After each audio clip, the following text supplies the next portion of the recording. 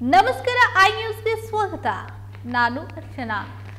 ಲೋಕಸಭಾ ಚುನಾವಣಾ ದಿನಾಂಕ ಘೋಷಣೆ ಆದ ಹಿನ್ನೆಲೆ ಚೆಕ್ ಪೋಸ್ಟ್ಗಳಲ್ಲಿ ಪೊಲೀಸ್ ಬಿಗಿ ಬಂದೋಬಸ್ತ್ ಮಾಡಿದ್ದು, ಸಿಂದಗಿ ಟೋಲ್ ನಾಕಾ ಚೆಕ್ ಪೋಸ್ಟ್ ಅಲ್ಲಿ ಕೂಡ ಸರ್ಕಾರದ ನಿಯಮಗಳನ್ನ ಯಾವ ರೀತಿಯಾಗಿ ನಿಭಾಯಿಸಿದ್ದಾರೆ ಎಂದು ನಮ್ಮ ಕೊಲೀಗ್ ಆದ ಮಂಜುನಾಥ್ ಅವರು ತಿಳಿಸಿಕೊಡ್ತಾರೆ. ಲೋಕಸಭಾ ಚುನಾವಣಾ ದಿನಾಂಕ ಪ್ರಕಟವಾದಂಥ ಹಿನ್ನೆಲೆಯಲ್ಲಿ ವಿಜಯಪುರ ಜಿಲ್ಲಾಡಳಿತದಿಂದ ಬಿಗಿಬಸ್ತವಾದಂಥ ಕ್ರಮವನ್ನು ತೆಗೆದುಕೊಳ್ಳಲಾಗಿದೆ. ಅದರ ಕುರಿತು 27 ಚೆಕ್ ಪೋಸ್ಟ್ಗಳನ್ನು ರೆಡಿ ಮಾಡಿದ್ದಾರೆ. ಆ 27 ಚೆಕ್ ಪೋಸ್ಟ್ಗಳಲ್ಲಿ ಒಂದಾದಂತಹ ಸಿಂದಗಿ ಟೋಲ್ ನಾಕಾ ಚೆಕ್ ಪೋಸ್ಟಲ್ಲಿ ನಾವಿದ್ದೀವಿ. ಸೊ ಇವು ನೀವು ನೋಡ್ಬೋದು ಇಲ್ಲಿ ಯಾವುದೇ ರೀತಿಯಾದಂತಹ ಕಾರ್ಯಾಚರಣೆಯನ್ನು ಮಾಡ್ತಾ ಇದ್ದಾರೆ ಅಂತೇಳಿ. ಯಾವುದೇ ಒಂದು ವೆಹಿಕಲ್ ಇರ್ಬೋದು, ಯಾವುದೇ ಒಂದು ವಾಹನವನ್ನು ಇರ್ಬೋದು, ಅದನ್ನು ತಪಾಸಣೆ ಮಾಡಿಬಿಟ್ಟೆ ಚೆಕಪ್ ಮಾಡಿಬಿಟ್ಟೆ ಕಳಿಸ್ತಾ ಇದ್ದಾರೆ. ಸೊ ಅಂಥ ಬಿಗಿ ಬಂದೋಬಸ್ತಿನ ಒಂದು ಕಾರ್ಯವನ್ನು ಮಾಡ್ತಾ ಇದ್ದಾರೆ.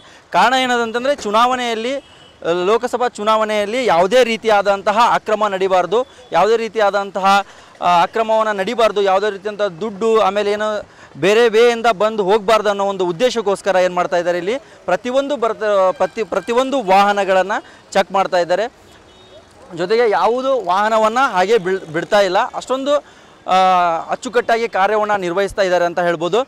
ಈಗ ನೀವು ನೋಡ್ತಿರ್ಬೋದು ಸಿಬ್ಬಂದಿಗಳು ಯಾವ ರೀತಿ ವಾಹನವನ್ನು ಚೆಕ್ ಮಾಡ್ತಾರೆ. ಯಾವುದೇ ಒಂದು ವಾಹನವನ್ನು ಹಾಗೆ ವಿತೌಟ್ ಚೆಕ್ ಮಾಡದೆ ಗಾಡಿಯನ್ನು ಮೂವ್ ಮಾಡೋಕ್ಕೆ ಬಿಡ್ತಾ ಇಲ್ಲ, ವಿತೌಟ್ ಚೆಕ್ ಮಾಡದೆ ಮೂವ್ ಆಗಿ ಬಿಡ್ತಾ ಇಲ್ಲ. ನೋಡಿ ಪ್ರತಿಯೊಂದು ಅವರ ಚೆಕಪ್ ಮಾಡಿ ಗಾಡಿ ನಂಬರನ್ನು ಬರೆದಿಟ್ಕೊಂಡು ಒಬ್ಬ ಪೊಲೀಸ್ ಅಧಿಕಾರಿ ಕೂಡ ಒಬ್ಬ ಪೊಲೀಸ್ ಸಿಬ್ಬಂದಿ ಅದನ್ನು ಚೆಕ್ ಮಾಡುವಂಥದ್ದು, ಡಿಕ್ಕಿಯನ್ನು ಚೆಕ್ ಮಾಡುವಂಥದ್ದು. ಸೊ ಅಲ್ಲಿ ಏನಿದೆ ಅನ್ನೋದನ್ನು ತಪಾಸಣೆ ಮಾಡುವಂಥ ಕಾರ್ಯಾಚರಣೆ ಮಾಡ್ತಾ ಇದ್ದಾರೆ. ನೋಡ್ಬೋದು ನೀವು ಇಲ್ಲಿ ಡಿಕ್ಕಿಯನ್ನು ಎತ್ತಿ ಅಲ್ಲಿರುವಂತಹ ಎಲ್ಲವನ್ನು ಚೆಕಪ್ ಮಾಡಿ ಬಿಡ್ತಿರುವಂಥ ಒಂದು ಸನ್ನಿವೇಶವನ್ನು ನೀವು ನೋಡ್ತಿರ್ಬೋದು. ಇದು ಸಿಂದಗಿ ಟೋಲ್ ನಾಕಾದಲ್ಲಿ ನಡೀತಿರುವಂಥ ಒಂದು ಕಾರ್ಯಾಚರಣೆ ಅಂತ ಹೇಳ್ಬೋದು. ಕ್ಯಾಮ್ರಾಮನ್ ಕೃಷ್ಣ ಜೊತೆ ಮಂಜುನಾಥ್, ಐ ನ್ಯೂಸ್, ವಿಜಯಪುರ.